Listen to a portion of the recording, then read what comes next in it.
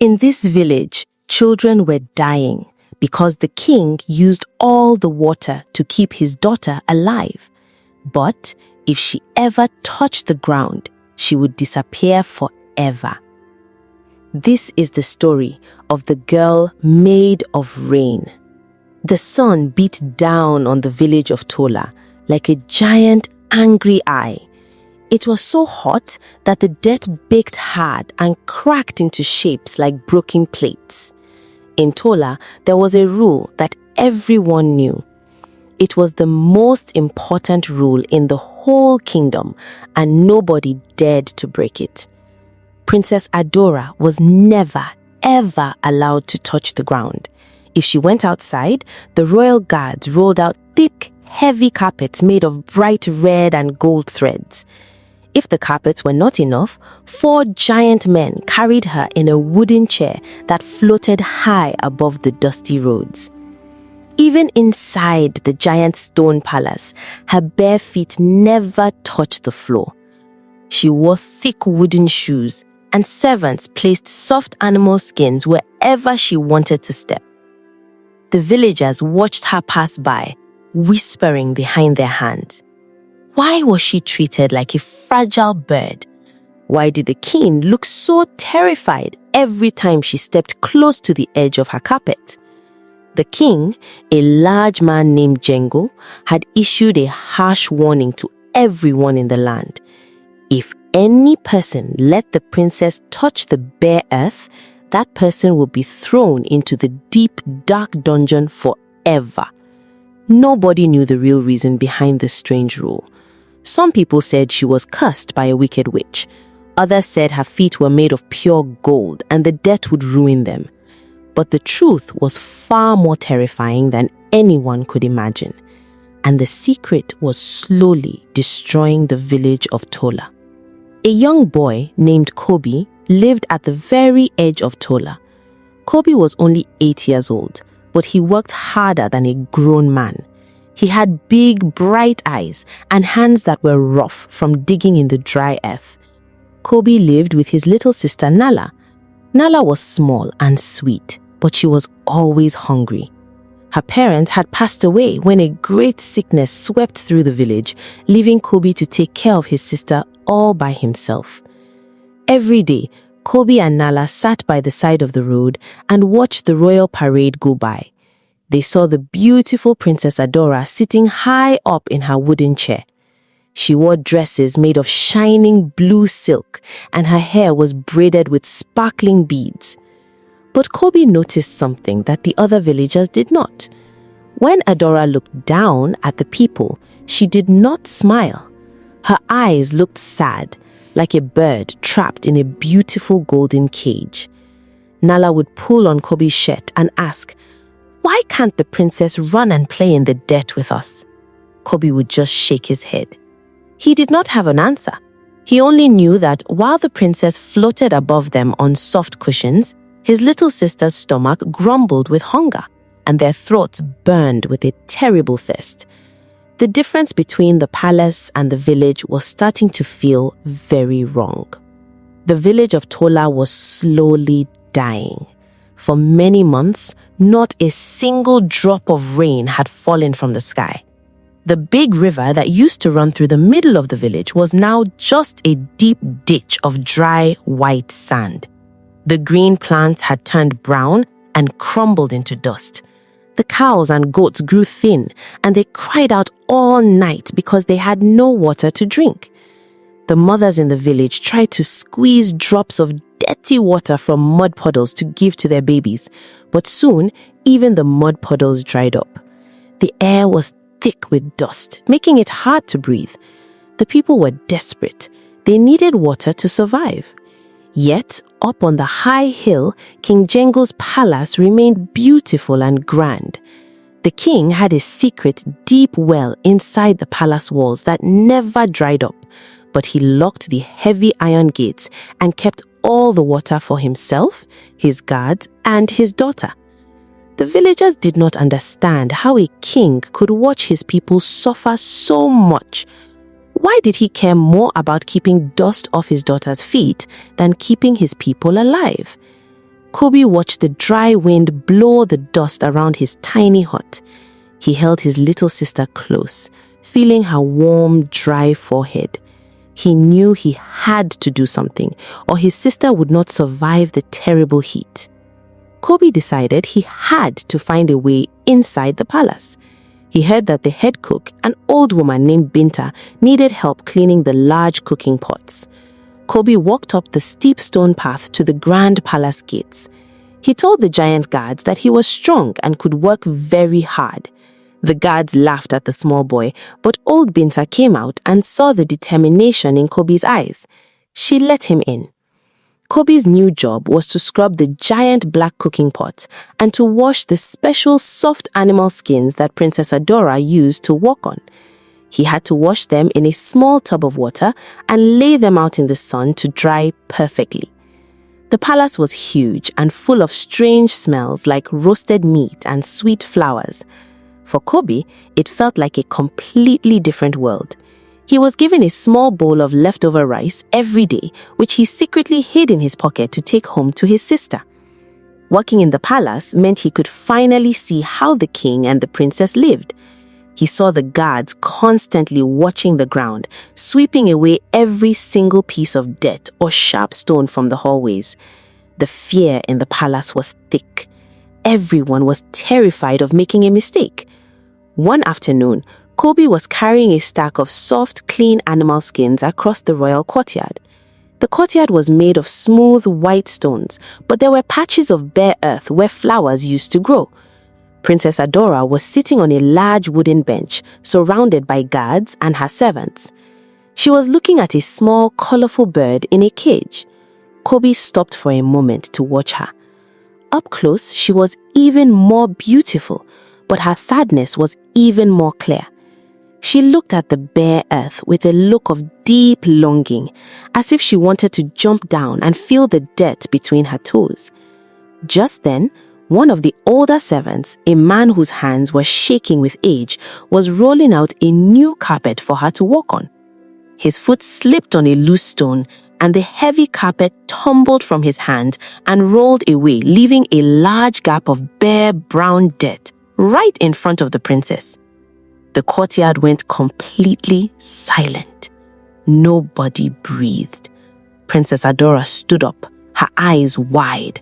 For a split second, she moved her foot toward the bare dirt. The tension in the air was thick. You could cut it with a knife. Before Adora's foot could touch the dirt, King Jengo burst into the courtyard. His face was red with pure rage. "Stop!" he roared, his voice echoing like loud thunder against the stone walls. He ran forward and grabbed his daughter by the arm, pulling her back so hard she almost fell. The king then turned to the old servant who had dropped the carpet. The king's eyes were wild and filled with a dark terror.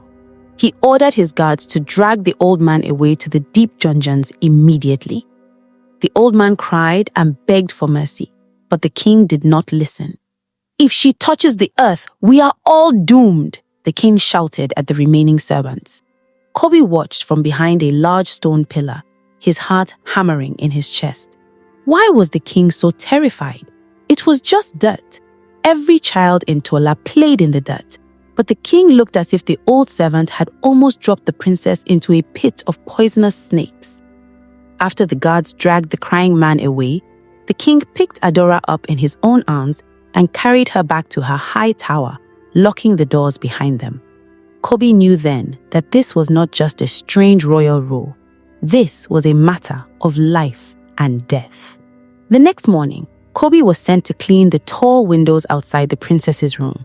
He stood on a high wooden ladder, rubbing the glass with a wet cloth. Suddenly, the window pushed open and Princess Adora looked out. She saw Kobe and did not call for the guards. Instead, she leaned closer. "You are from the village below, aren't you?" she asked. Her voice was soft, like the sound of a gentle breeze. Kobe nodded slowly, afraid to speak.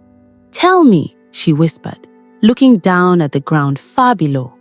"What does the earth feel like? Is it warm? Is it soft?" Kobe was shocked, an 8-year-old girl who had never felt the ground. "It is hard and dry right now, princess. Kobe answered quietly. Because there is no rain. But when it is wet, it squishes between your toes and it smells alive. Adora closed her eyes and took a deep breath, trying to imagine it. My father says the earth is dangerous. He says it is full of sharp teeth that will bite my feet. Kobe frowned. That was a lie. The earth was just earth. Why would the king lie to his own daughter? The earth does not bite, princess, Kobe said bravely. But it is very thirsty right now. My people are thirsty too. Adora looked at Kobe with wide, worried eyes. She did not know how people were suffering. Later that day, a group of the oldest and wisest men from the village came to the heavy palace gates. They brought empty wooden bowls and fell to their knees in the dust. They begged the guards to let them speak to the king. The king finally came out to the balcony, looking down at them with a cold stare. Great king, the oldest man pleaded, his voice cracking. Our crops are dead. Our animals are gone. The children are too weak to cry. Please, open the palace well. Share your water, or Tola will become a graveyard. King Jengo gripped the stone railing of the balcony until his knuckles turned white. This water in this palace is for the royal family alone, he declared loudly. If I give it to you, it will run out. Go back to your homes and pray to the sky for rain. The old men wept, holding up their empty bowls, but the king turned his back and walked inside. Kobe watched this from the kitchen door. He felt a hot anger rise in his chest. The king was a cruel, selfish man. The village was dying, and the king did not care. Kobe knew he could not just wash animal skins anymore. He needed to find out the truth about the water, the king, and the strange rule about the princess. That night, when everyone in the palace was asleep, Kobe decided to explore. He crept through the dark, silent hallways holding a small, flickering candle. He wanted to see if he could find a way to the royal well to steal some water for Nala. He walked down a narrow, dusty corridor that looked like it had not been used in years. At the end of the hall, he found a heavy wooden door that was slightly open. Kobe pushed it open and stepped inside. The room was dark and smelled like old paper and dried leaves. He held his candle up and gasped. The walls of the room were covered in giant, colorful paintings. They were old and fading, but Kobe could clearly see the story they told. The first painting showed a much younger King Jengo standing in a dry field, holding a tiny, lifeless baby in his arms. The king was crying. The second painting showed the king walking into a dark, scary forest and meeting a giant shadow in the sky that looked like a storm cloud. The final painting showed the storm cloud placing a glowing blue light into the baby's chest. Underneath the painting, written in old letters, were the words, "The sky gives life, but the earth will always take it back." Kobe stared at the wall, his mind racing. The baby in the painting was Princess Adora. "You should not be in here, little boy." Kobe jumped and dropped his candle.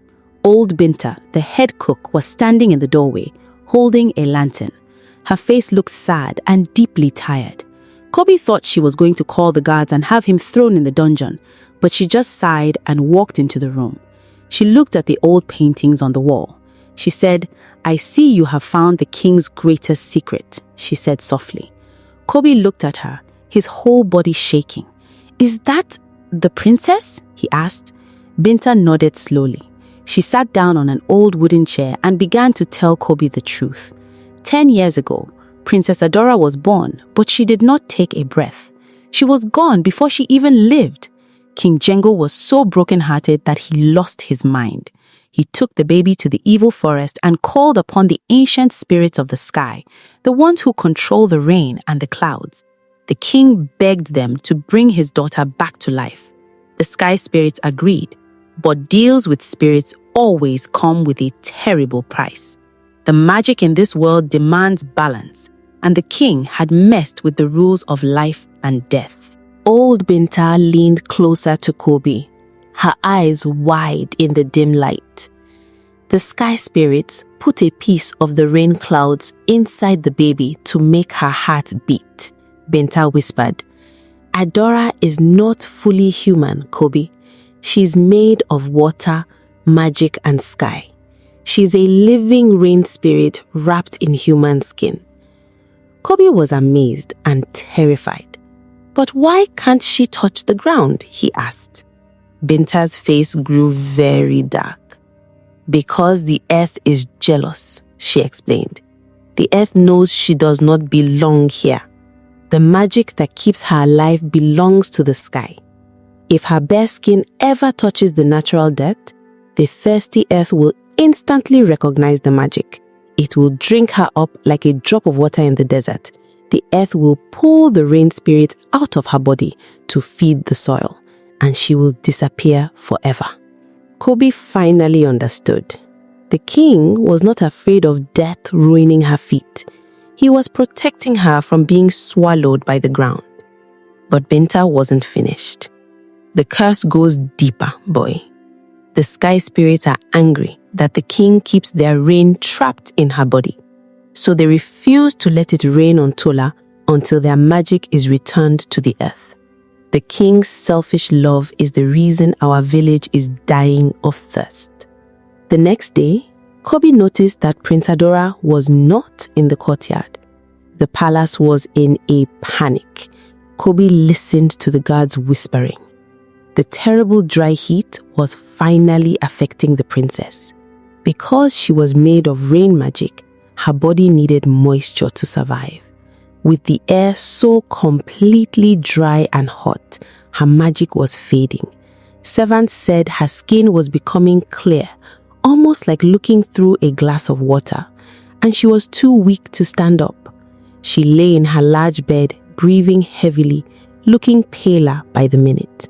The king was pacing the halls like a trapped lion, screaming at his healers to fix her. But the healers could do nothing. They knew she was not suffering from a normal sickness. She was drying out. Just like the crops in the fields and the river in the village, Princess Adora was slowly turning to dust. King Django realized he had to put moisture back into the air of her room, no matter what it cost. He gave a new, horrifying order to his soldiers, an order that would push the suffering village to its absolute breaking point. The heavy King Django's armed guards marched down the hill into the village of Tola. They carried large metal buckets and sharp spears. The king had ordered them to take every single drop of water left in the entire village. They kicked open the doors of small huts, searching for hidden clay pots. They took the dirty puddle water, the water saved for the sick, and even the tiny cups of water mothers had hidden for their dying babies. The villagers cried and begged, but the guards pushed them away with their spears. They carried all the water back up to the palace. There, in the courtyards, they built massive fires under giant iron tops. They boiled all the stolen water to create huge clouds of steam. The guards used large fans to blow the steam up into the princess's high tower window, filling her room with moisture to keep her skin wet and her magic alive. The king was stealing the very last breath of life from his people, just to buy his daughter a few more days. The sky remained terribly empty and blue. Kobe watched the steam rising into the air, knowing it was made from the tears and stolen life of his friends and family. When Kobe finally went home that evening, the village was completely silent. It was not a peaceful silence. It was the silence of defeat. He rushed into his small hut to check on Nala. His heart stopped. Nala was lying on her thin mat on the floor, and she was not moving. Her lips were cracked and bleeding, and her skin was burning hot. Kobe shook her gently. "Nala, wake up. I brought you some rice." But Nala could not open her eyes.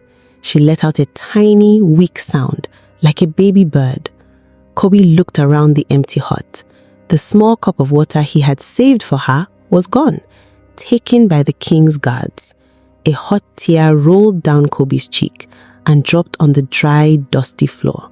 He realized that if he did nothing, Nala would not survive the night. He thought about the old paintings. He thought about the clear, glassy skin of the princess. He thought about the stolen water boiling in the palace. Kobe wiped his eyes and stood up. His hands curled into tight fists. He was just a small boy, but he knew what he had to do. The king had made a selfish choice, but now Kobe was going to make a brave one. Kobe knew that Princess Adora had a good heart. She had spoken kindly to him. She had looked at the ground with wonder, not fear. Kobe believed that if she truly understood that her life was causing little girls like Nala to die, she would not want to stay trapped in that tower. The king had lied to her for her whole life, keeping her totally blind to the suffering outside her window. Kobe decided he was going to sneak into her room and tell her everything. He would tell her about the evil forest, the sky spirits, and the terrible curse. It was a highly dangerous plan. If the guards caught him, King Jengo would surely throw him in the dungeon or worse. But Kobe looked at his dying sister and knew he had no other choice. He waited until the moon was high in the sky and the village was completely pitch black. He crept out of his hut and ran silently up the steep hill toward the towering stone walls of the royal palace. He was small and fast, moving like a little shadow in the night. Getting inside the palace at night was much harder. The guards were everywhere holding bright torches that cast long, scary shadows. Kobe knew he could not use the main doors. Instead, he went to the back of the palace, where the tall stone wall met the side of the princess's high tower. Thick green ivy vines grew up the side of the tower, reaching all the way to her balcony. Kobe took a deep breath, grabbed the thickest vine, and began to climb. The rough stones scraped his knees, and his arms ached with every pull. The ground moved further and further away. If he fell now, he would not survive. He climbed higher and higher, passing the windows of the sleeping servants. Finally, he reached the smooth stone ledge of the princess's balcony. He pulled himself up and rolled over the edge, lying flat on his back to catch his breath. The glass doors to her room were slightly open to let the steam in. Kobe crept forward and peeked inside. The room was thick with warm white steam. It felt like being inside a cloud. In the center of the room, Princess Adora sat on her large bed. She looked incredibly weak. Her skin was glowing with a faint magical blue light, and her hands looked almost entirely clear, like melting ice. Kobe stepped through the doors. "Princess?" he whispered. Adora gasped and pulled her blankets up. "You, the boy from the courtyard, how did you get up here? If my father finds you, he will hurt you." Kobe stepped closer, his face very serious. "I don't care about your father right now," Kobe said firmly. "I care about my sister. She is dying. Everyone in the village is dying, and it is because of you." Adora looked shocked and hurt. "Because of me? I have done nothing. I am just sick." Kobe shook his head. "You are not sick, Adora. You are cursed." Taking a deep breath, Kobe told her the whole story. He told her about the dead baby, the sky spirits, the magic rain inside her chest, and how her father stole all the village's water to make steam for her. Adora listened to Kobe's story in total silence. As he spoke about the dying animals, the stolen water, and little Nala, big shiny tears began to roll down her cheeks. But her tears were not like normal human tears. They were perfectly clear drops of pure, fresh water that smelled like a spring morning. When they hit her silk blanket, they sizzled with magic. "My whole life is a lie," Adora whispered, looking at her glowing, watery hands. "My father kept me alive, but he is killing everyone else to do it. I am stealing the rain." Kobe nodded sadly. "The sky spirit will not let it rain until the magic inside you is returned to the earth." Adora looked out the open balcony doors. Below, the village of Tola was dark, dry, and silent. She thought about all the children suffering in the heat. She looked at Kobe, a brave little boy risking his life for his sister. Adora's face changed. The sadness disappeared, replaced by a look of deep strength and peace. "I always wondered why I felt a pulling in my chest when I looked at the dirt. It was the earth calling me home. It is time for me to go." Suddenly, the heavy wooden doors to the bedroom burst open. King Jengo stood there, wearing his sleeping robes, holding a sharp sword. He had heard voices. When he saw Kobe standing near her daughter, his eyes widened with madness. "Get away from her!" the king screamed, raising his sword. "Guards! Guards!" Kobe froze in terror, but Princess Adora stood up. She did not wear her heavy wooden shoes. Her bare, glowing feet rested on the soft animal skins. "Stop, father," Adora commanded. Her voice was no longer soft. It echoed with the sound of a roaring river. The king stopped, looking at her in shock. "Adora, what are you doing? Sit down. You are weak." The king dropped his sword and ran toward her, but Adora stepped backward, moving closer to the open balcony doors. "You made a bad deal, father," she said, with full of sorrow. "You cheated death, and you made our people pay the price. I love you for wanting to save me, but I cannot let innocent children die so I can live in a cage." She turned her back to the king and stepped out onto the cold stone of the balcony. "No!" the king shrieked, diving forward, but he was too late. Princess Adora looked back at Kobe and gave her a beautiful, thankful smile. Then she stepped off the edge of the stone balcony. She did not fall far. As soon as her bare feet touched the dry, dusty earth of the royal garden below, a massive, blinding flash of blue light exploded into the night sky. The ground shook violently. Kobe covered his eyes. There was a loud, booming sound like a mountain cracking open. When Kobe opened his eyes, Adora was gone. In her place, a giant pillar of pure, sparkling water shot up from the ground, reaching high into the clouds. Instantly, the empty sky filled with thick, heavy, dark rain clouds. Thunder roared loudly, and then the rain began to fall.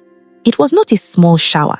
It was a heavy, glorious, soaking rain. Down in the village, people ran out of their huts, laughing and crying as the water washed over them. Nala awoke, drinking the sweet water falling on her face. The dry river filled up, and the earth drank deeply. Princess Adora had returned the magic to the earth, sacrificing herself to save her people.